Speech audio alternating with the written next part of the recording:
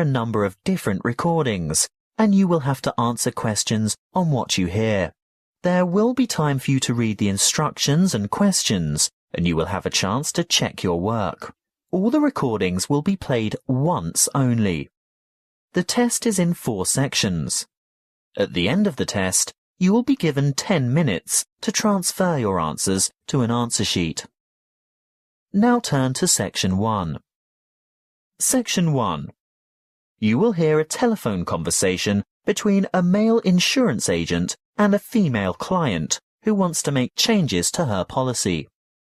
First, you have some time to look at questions 1 to 5.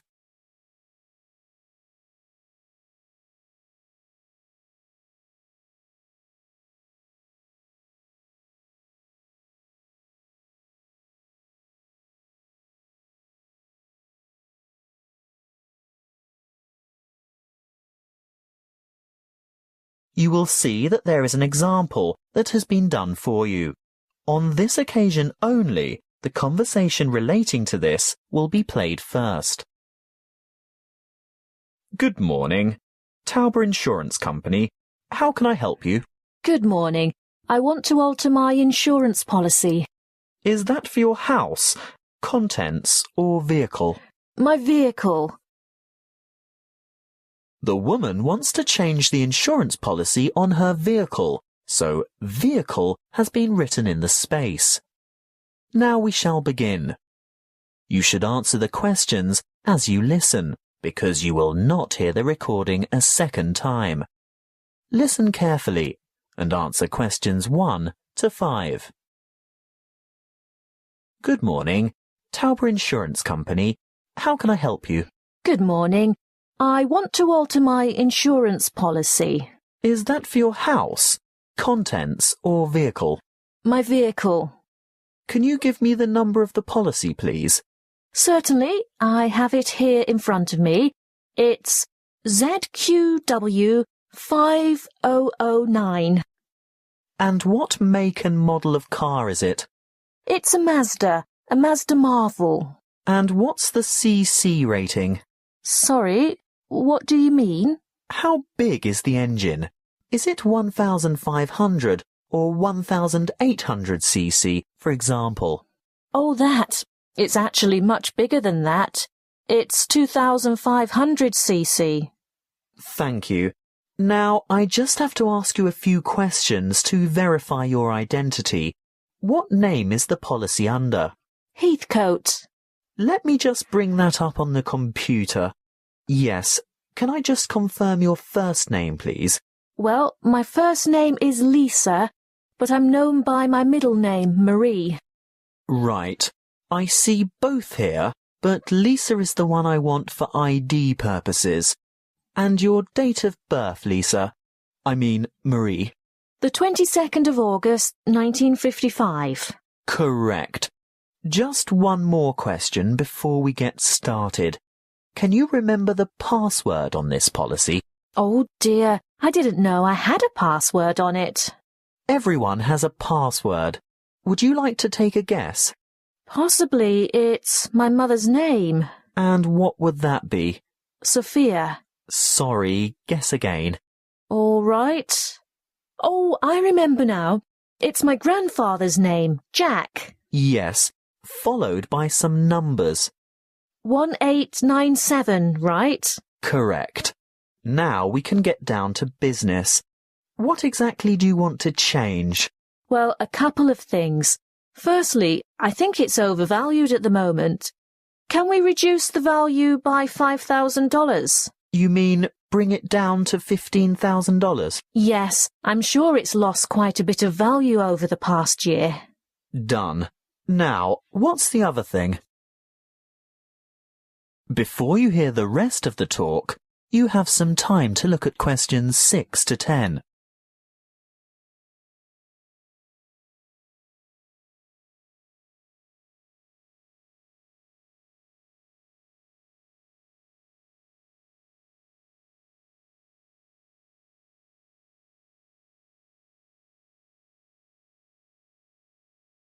Now listen and answer questions 6 to 10.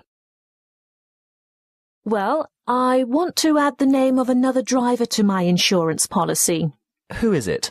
His name is Samuel Michaels. He doesn't have the same family name as you. No, he doesn't. Is that a problem? No, it shouldn't be, as long as he's over the age of 25. But we find it easier to get approval for family members. Oh, he is family. He's married to my daughter. He's my son-in-law, and he's 28, in fact. Good. And what would he be using the car for? Would it be business or social purposes? Not really. You see, I've injured my right arm and I'm having difficulty driving. It's not an automatic. I have to use the gear stick. And Sam, that is Samuel, offered to drive me to my appointments and so on. He's a good driver and I feel safe with him, but I'd like to know that the car is still insured with him behind the wheel. So that would be family reasons then? Yes, I think so. Will my premium go up? No, as long as you can provide us with a photocopy of his driver's license. A true copy. You know what I mean. You'll have to get someone from the Department of Transport to sign it, saying that he's seen the original document. I think we can manage that without any difficulty. Oh, and while he's at the department, he should ask them for a record of any driving offences, demerit points, that kind of thing. Only for the last 5 years, though. We're not interested in anything beyond that, but it's important that he has a clean record for the 5 previous years. Oh, I'm sure that won't be a problem. Is there anything else you need? Just the date for when you'd like this to take effect. Today, if that's possible. Yes, we can issue temporary cover from today's date, but full cover won't apply until we've received the paperwork and it's been approved. What exactly is temporary? He'll be covered for 2 full weeks, but it will lapse after that time if there's any problem with his credentials. That is the end of section 1. You now have half a minute to check your answers.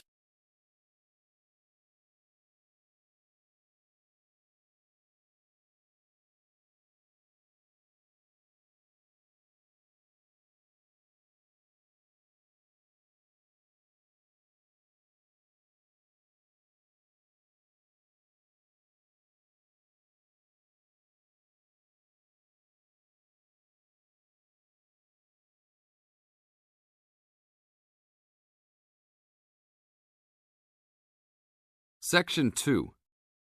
Now turn to Section 2. You are going to hear the Director of the Leadership Council give his welcome address at a convention.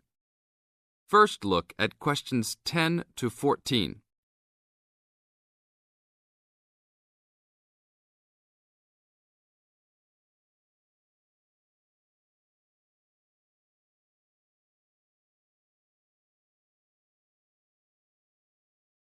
As you listen to the first part of the talk, answer questions 10 to 14. Ladies and gentlemen, can I have your attention, please? Please find your seats. Snacks will be available all day long. Thank you. Allow me to first introduce myself. I am Joe Steinke, Director of the Leadership Council. On behalf of the Organizing Committee for the 8th Annual Leadership Conference, I welcome you all to San Dimas, California, for a special session on postmodern solutions. We have people attending from as far away as Toronto, New York, and even the Bahamas. Frankly, I wish we had gone to you there. But we're very glad you're all here. Let me say further that this will be our largest conference yet. Registrations have far surpassed our expectations. For the first 3 days, we will be hosting more than 325 participants for lectures and workshops. Another 100 will be joining us for our final 2 days and culminating session on Friday evening.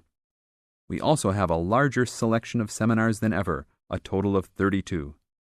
Because we know that you all will want to attend a few special sessions, we will repeat key seminars each day. So there will actually be 38 sessions. I'm sure you will all be pleased with the content and the quality of speakers. Now look at questions 15 to 20.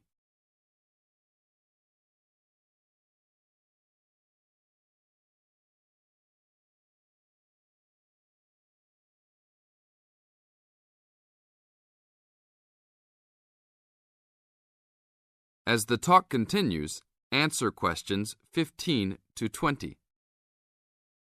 Now, for those who have opted not to take part in our bag lunches, there are a number of places nearby that we can recommend. We are located here in the Convention Center just across the street from the Harford Shopping Mall, and the place we most recommend is Vital's, which is just west across Queen Street on the opposite corner. Please be careful crossing both streets, however, as we don't want to lose any participants. If you're not up to Vital's, you can also get some Italian food at the Olive Garden, which is further down Queen Street and east on Danning Avenue, across from the police station. They have a great minestrone soup and excellent breadsticks, all you can eat. On the other hand, if you want some good old American food, you can head to Fuddruckers for some big hamburgers or to the Cattle Company for some fat, juicy steak. Fuddruckers is next to the Olive Garden, but the Cattle Company is back closer to us in the opposite direction of Vital's. Just go east out of the Convention Center across King Street. It's on the same side as the Convention Center, so you just have one street to cross. Enjoy. But also, please make sure you are back for the afternoon sessions. These will always start at 1:30 p.m. That will give you an hour and a half for lunch each day. Sessions will be over each day at 5:30. Now, regarding the schedules we've printed out, there have been a couple of last-minute changes. The session titled New Leadership Strategies will no longer be held in Seminar Room 1, but in the main ballroom. This session has garnered much praise and is highly recommended to all, hence the change to a larger room. Another session has been canceled. That session was titled Leading by Serving, and it was scheduled for Daniel's room. The speaker for that session, Dr. Mark Green, had to return home for some urgent health situation. We wish the best to Dr. Green and that all is fine with his family. Finally, the session titled Using the Arts and Media has been changed to the second lounge room, Lounge 2. Please show up promptly for sessions and sit towards the front of each room so that all seats can be utilized. Also, turn off all pagers, beepers, and cell phones. Drinks and snacks will be provided outside each room, but please be careful at your tables. Enjoy the conference. This is the end of Section 2. You now have half a minute to check your answers.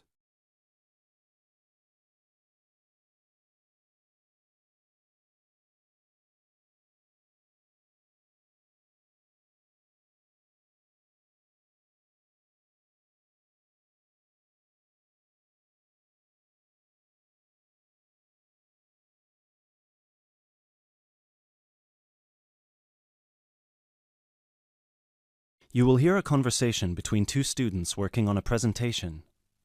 You have 30 seconds to look at questions 21 to 24.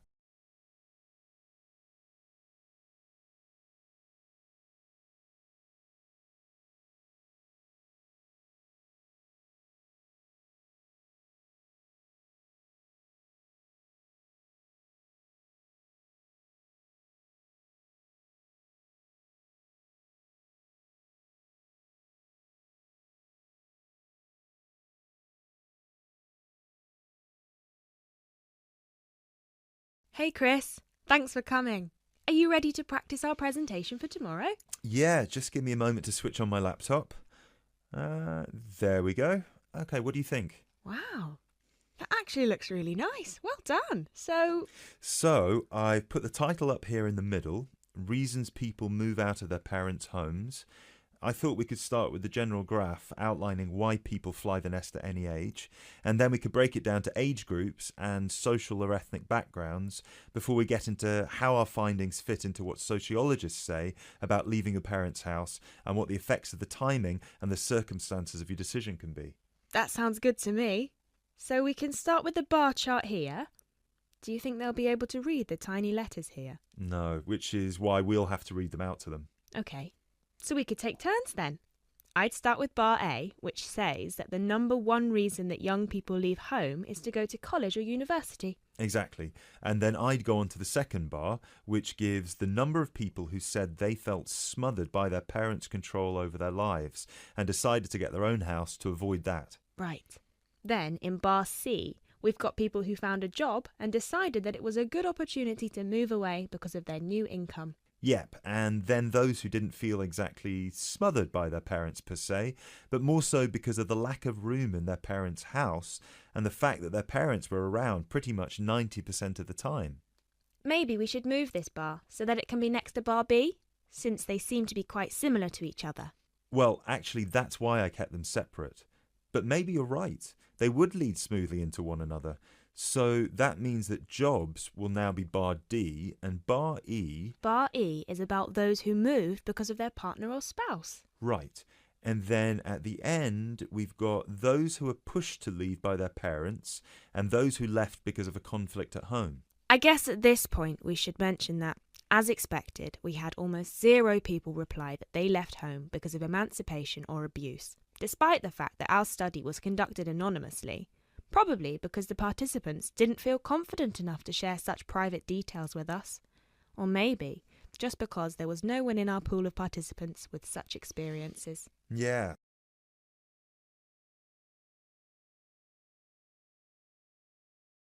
You now have 30 seconds to look at questions 25 to 29.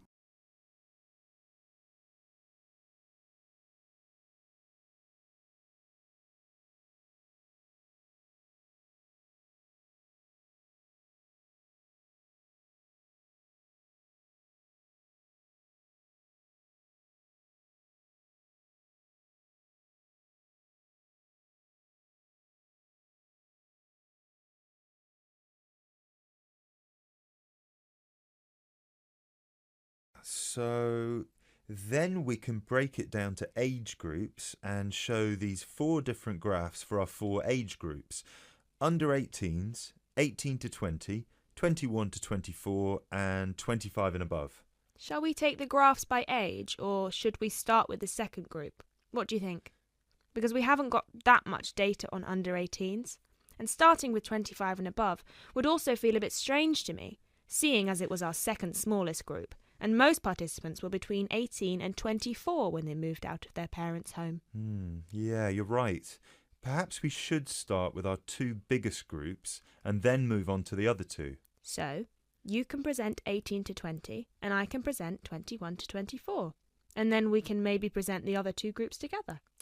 I think it's best if we present them separately, since the findings are so different. Yeah, I guess you're right.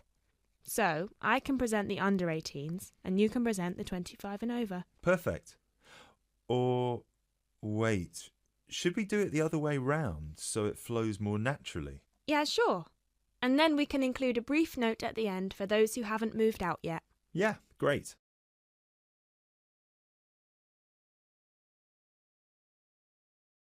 You now have 30 seconds to look at question 30.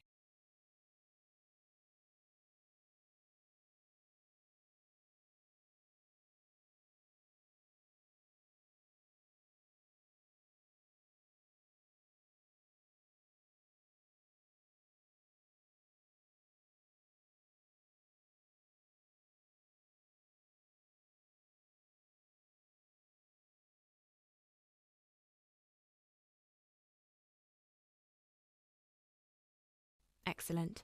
So, then we can move on to the final chart before we get to the bibliography and explain what they said they found difficult when they moved out. Yeah, so we can say the biggest issue for everyone was finding a place to live, especially for those who didn't have a guarantor or didn't live in a student hall of residence. Yes, and that 30% of the participants also experienced some financial problems in the beginning, with bills and rent and food and everything. Right. Then an even larger number reported that they didn't expect to miss their family that much, but ended up visiting their parents' home often just to see them and spend some time with them. Although, we should probably cut that number down a notch to exclude those who went back home just so their parents could cook and do their laundry for them. Yeah, sure.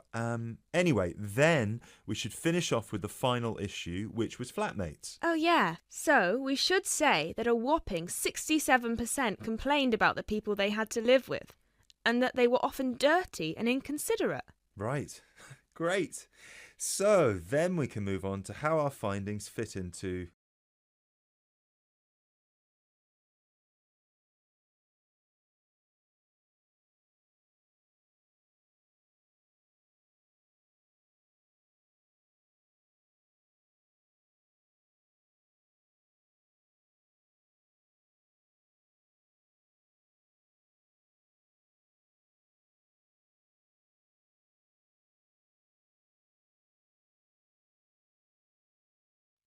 Now turn to section 4 on page 8 of your listening test booklet. Section 4. You will hear a talk by a financial advisor about debt. First, you will have half a minute to look at questions 31 to 40.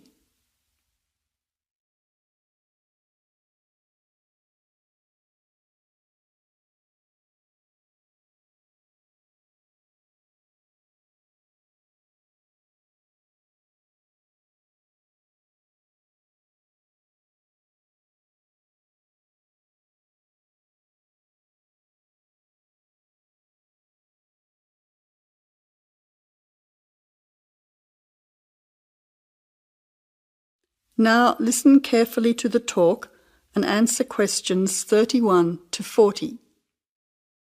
Welcome to today's public lecture on the topic of personal debt. I'm Ray Goodman from the Community Debt Centre, and I'd like to present to you today the second part of our 3-lecture series. Today we're going to look at how debt affects our lives. Debt is nothing new. It's found throughout human history and in every society. Many people know what it feels like to be in debt. Those of you who have bought a house will probably have a mortgage. Perhaps you've borrowed money from family or friends or got a loan for a car. Debt can sometimes be a way of juggling financial commitments and of paying in advance for things that you really need. For everyday living, you might not earn enough money from your job to pay for all the things that you need. You may require a little extra money in the form of credit cards. But debt has a darker side. Imagine how you would feel if you were deeply in debt and unable to repay what you owed.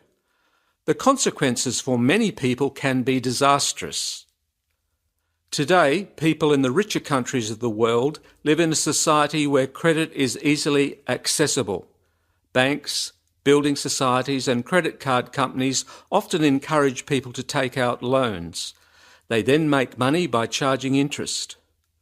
For very low income earners, borrowing from a bank can be impossible.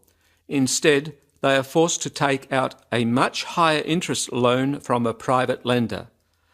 They soon find that despite cutting back on many essentials, they are unable to keep up with these repayments.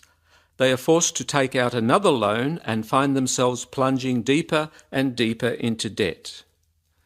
People can find themselves with growing debts if they are unable to repay interest.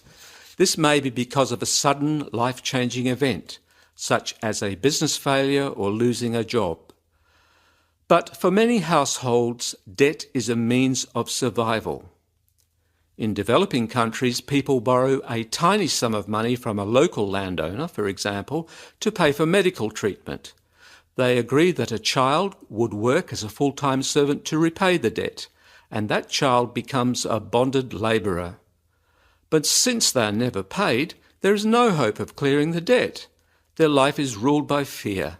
With no money, education, or experience of life, it is impossible for them to escape. Today, debt bondage is a major form of slavery. As you can see, debt affects everyone all over the world to varying degrees.